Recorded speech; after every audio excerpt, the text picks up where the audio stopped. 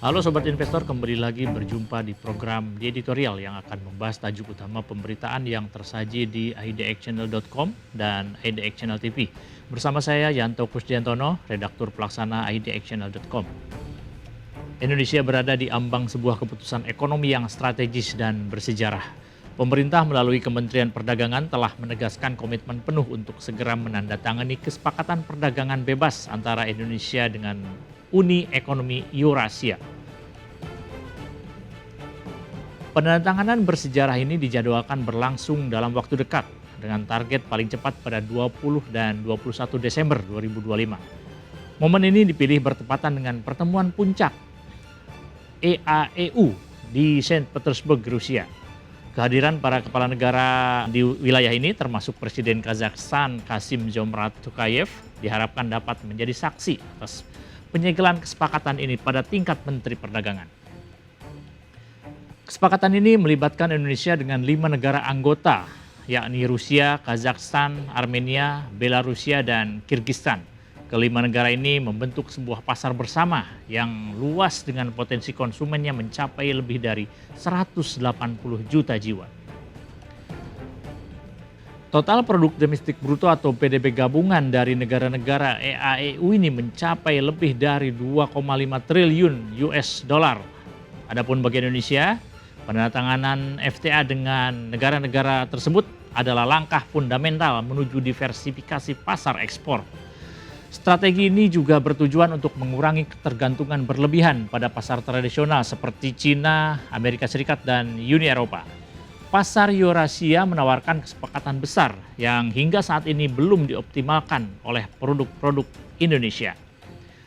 Kinerja perdagangan bilateral Indonesia dengan EAEU pada 2024 sudah menunjukkan tren positif dan potensi yang amat menjanjikan. Total perdagangan kedua pihak mencatat sebesar 4,1 miliar dolar Amerika Serikat. Adapun ekspor Indonesia ke kawasan ini secara khusus mengalami lonjakan yang luar biasa, yaitu naik 36% dari tahun sebelumnya dan mencapai nilai sebesar 1,5 miliar US dollar.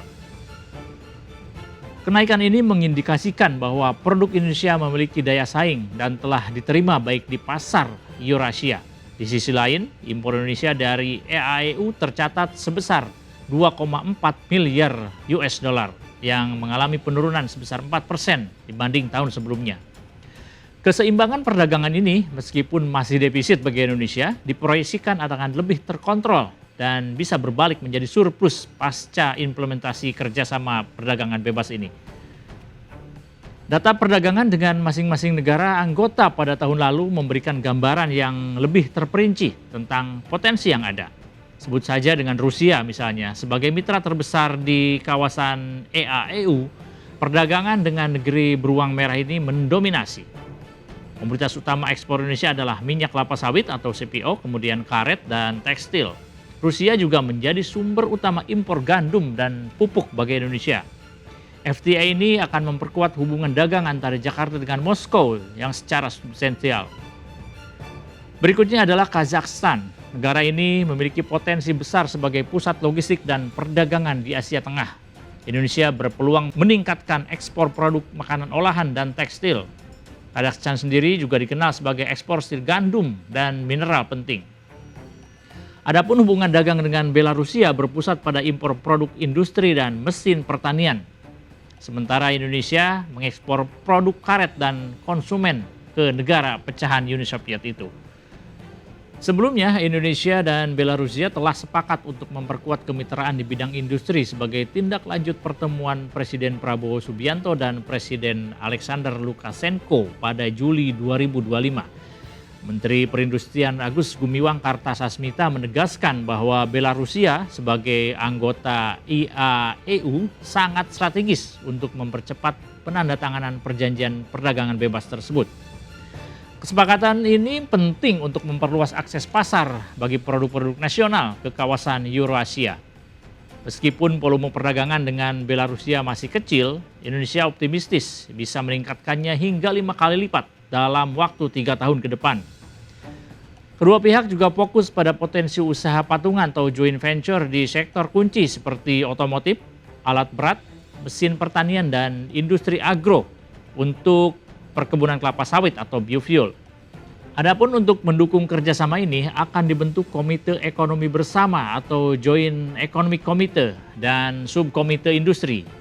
Karena sebagian besar perusahaan manufaktur Belarusia adalah milik negara, maka proses negosiasi diharapkan mudah melalui pendekatan antar pemerintah, sehingga bisa membuka jalan bagi kemitraan yang kuat dan berkelanjutan.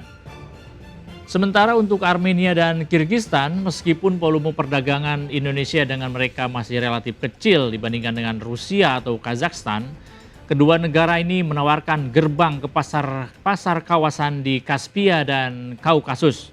FTA akan membuka potensi besar untuk produk konsumen berharga murah seperti mie instan dan sabun dari Indonesia. Penandatanganan kerjasama antara Indonesia dengan Eurasia FTA ini akan memberikan keuntungan luas bagi Indonesia. Pelindungan akses pasar adalah manfaat utamanya. Selain itu, penurunan atau penghapusan tarif bea masuk juga akan membuat produk Indonesia menjadi sangat kompetitif di 5 negara anggota EAEU. Ini akan berlaku untuk komoditas utama seperti CPO dan turunannya, kemudian kopi, teh, karet, tekstil, sepatu, dan berbagai produk makanan olahan lain. Selain itu, FTA juga diharapkan mampu menyederhanakan prosedur non-tarif seperti standarisasi, sertifikasi, dan kepabeanan yang kerap menjadi hambatan bagi eksportir kecil. Lebih dari sekadar perdagangan barang, kesepakatan ini akan memperkuat kerjasama ekonomi secara holistik. FTA juga akan menjadi dasar hukum yang kokoh untuk peningkatan investasi langsung dari negara-negara IAEU ke Indonesia, terutama di sektor energi, pertambangan, bisa di nikel maupun bauksit, dan infrastruktur. Kerjasama ini juga sangat relevan dengan upaya Indonesia untuk bertransformasi menjadi negara maju berbasis industri hilirisasi.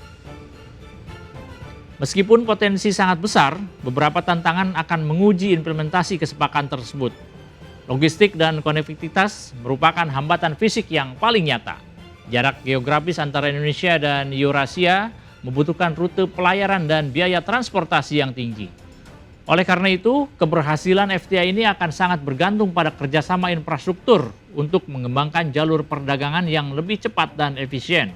Selain itu, Indonesia juga harus mengelola dampak kompetisi impor, terutama dalam sektor pertanian guna melindungi petani lokal. Percepatan penandatangan kesepakatan ini mencerminkan komitmen kuat pemerintah Indonesia dalam menguatkan perannya di peta geopolitik dan geoekonomi global. Dengan mengamankan pasar baru ini, Indonesia berharap mampu mencapai pertumbuhan ekonomi yang lebih stabil, berkelanjutan, dan seimbang, serta mendukung ambisi sebagai kekuatan ekonomi baru di dunia. Ini adalah tindakan nyata dalam mengukuhkan jaringan kemitraan ekonomi Indonesia dengan kawasan non-tradisional. Demikian program di editorial edisi kali ini, saya Yanto Kusdiantono pamit undur diri. Pantau terus berita ekonomi, bisnis, dan pasar modal hanya di IDX Channel TV, idxchannel.com, dan media sosial IDX Channel. Sampai jumpa.